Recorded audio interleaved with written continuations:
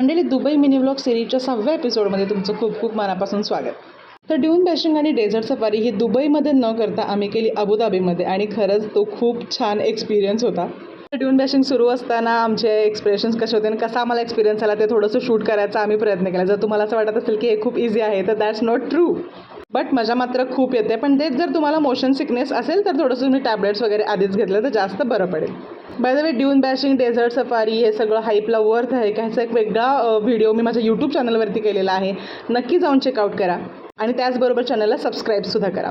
आणि आम्हीच नाही तर आर्यानेसुद्धा डेझर्टमध्ये खूप खूप एन्जॉय केलं आणि त्याच्यानंतर आम्ही तिथल्या कॅम्पमध्ये खूप छान अरेबिक फूड एन्जॉय केलं. त्याच्याबरोबर तिथले काही परफॉर्मन्सेस होते जसे की तनुरा, त्यानंतर बेली डान्स, ते सुद्धा आम्ही खूप एन्जॉय केले.